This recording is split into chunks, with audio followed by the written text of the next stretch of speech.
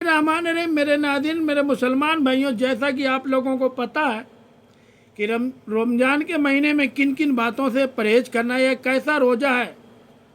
تو روزہ رکھ کے اس کے مقصد کو ہی نہیں سمجھا۔ ہمارے نبی پاک صلی اللہ علیہ وسلم فرماتے ہیں، جس نے جھوٹ نہیں چھوڑا، غیبت نہیں چھوڑی، برائی نہیں چھوڑی، تو ہمارے نبی پاک صلی اللہ علیہ وسلم کہتے ہیں تو اللہ کو اس کے بھوکے پیاسے رہنے کی کوئی ضرورت نہیں۔ وہ کاہے کا روزہ ہے؟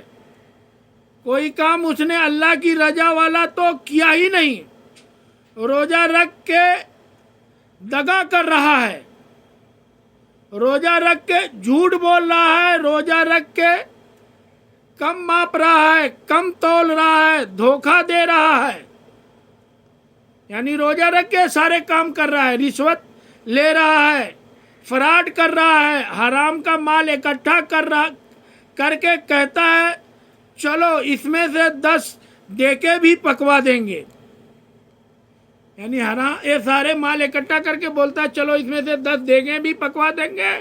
او بھائی، جو کام اللہ نے تجھے کرنے کا حکم دیا تھا، جب تو بجا ہی نہیں رہا ہے تو مقصد روزہ تو حاصل تتقون، روزے کا مقصد یہ ہے کہ تم پرہیزگار ہو جاؤ۔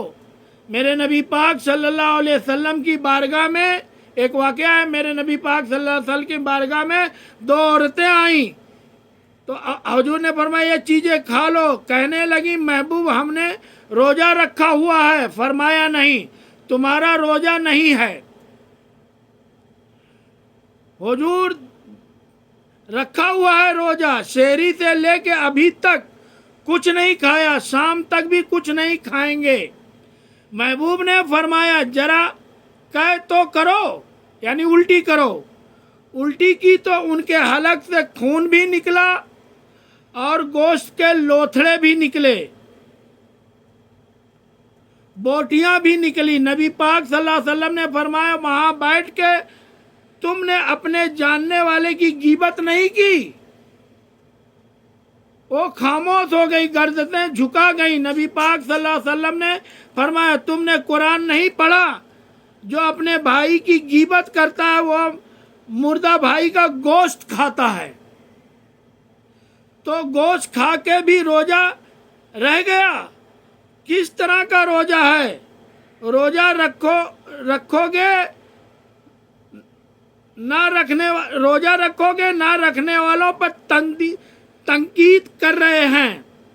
روزہ رکھنے والے نہ رکھنے والے پہ تنقید کر رہے ہیں۔ تراویح پڑھ کے نکلے ہیں تو کہتے ہیں میں اکیلا نیک ہوں، باقی تو محلے میں کوئی پڑھتا نہیں۔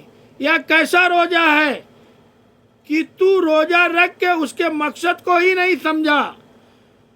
لعلکم تتقون، روزے دار تو وہ ہیں، روزہ رکھا ہوا ہے، کھانے پینے سے رکا ہوا ہے، کھانے سے بھی رکا ہے، پینے سے بھی رکا ہے، عمل جوجیات سے بھی رکا ہے، تو پھر وہ جھوٹ سے بھی رکے، غیبت سے بھی رکے، بدنگاہی سے بھی رکے، حرام کاری سے بھی رکے ساری چیزوں سے۔